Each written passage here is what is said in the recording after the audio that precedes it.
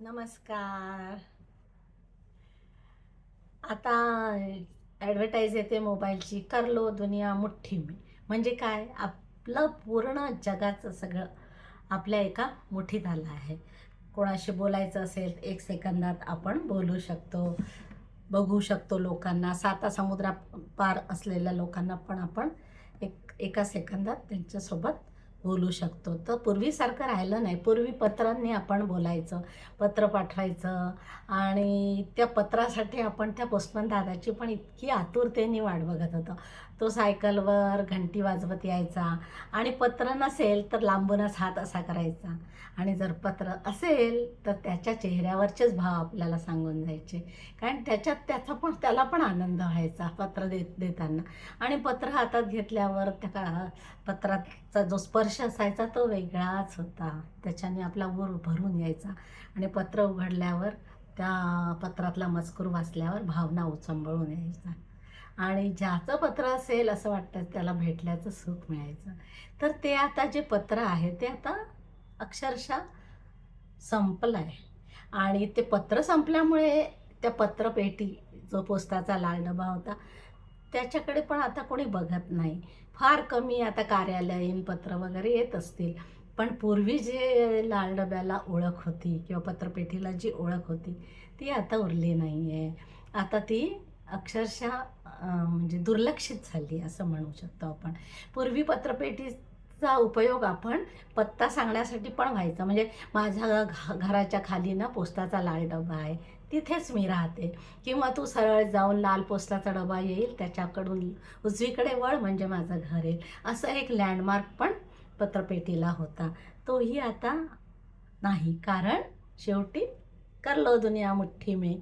मोबाईलवर आपले GPS सांगतात कुठे घर आहे कुठे. म्हणजे आता तो पण राहिला नाही. तर ह्या मोबाईलमुळे, ह्या तंत्रज्ञानामुळे बऱ्याच गोष्टी आपण मुकलो आहे, पण बऱ्याच गोष्टी आपण शिकलो पण आहे.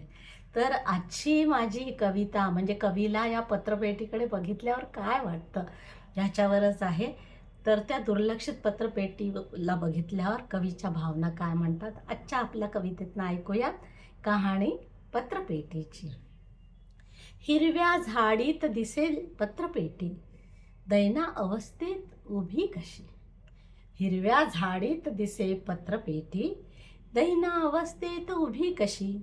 पाहता क्षणी मन हेलकावे, का व्हावी तिची स्थिती अशी. पाहता क्षणी मन हेलकावे, का व्हावी तिची स्थिती अशी. ऊन पावसाचा मारा, करीत असे ती सहन. ऊन पावसाचा मारा, करीत असे ती सहन. पत्रांना घेऊन कुशीत, मिळत असे तिचं समाधान. पत्रांना घेऊन कुशीत, मिळत असे तिचं समाधान. पत्रपेटी सुखदुःखाची, नेहमीच असे साक्षीदार. पत्रपेटी सुखदुःखाची, नेहमीच असे साक्षीदार. दोन हृदयाची ती जोडीत असे तार. दोन हृदयांची ती जोडीत असे तार. एक काळ असा होता, पत्रांचा व्हायचा भडीमार. एक काळ असा होता, पत्रांचा व्हायचा भडीमार. रोजच भेटीला यायचे तिच्या कोणीतरी 4 यार. रोजच भेटीला यायचे तिच्या कुणीतरी 4 यार. लोप पावली पत्रपेटी, नवतंत्रज्ञान आले. लोप पावली पत्रपेटी, नवतंत्रज्ञान आले. स्मार्टफोन घरोघरी, जग डिजिटल झाले. स्मार्टफोन घरोघरी, जग डिजिटल झाले. भ्रमणध्वनीने होतो एका सेकंदात खुलासा. भ्रमणध्वनीने होतो एका सेकंदात खुलासा. नाही मिळत मनाला पत्रांचा आनंद अन दिलासा. नाही मिळत मनाला पत्रांचा आनंद अन दिलासा. कविता आवडल्यास लाईक, शेअर, कॉमेंट जरूर करा आणि चॅनलला सबस्क्राईब केलं नसेल अजून तर चॅनलला सबस्क्राईब करा.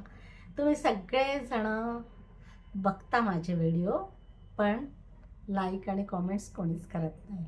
तर विचार करा, लाईक कॉमेंट्स जरूर करा. धन्यवाद.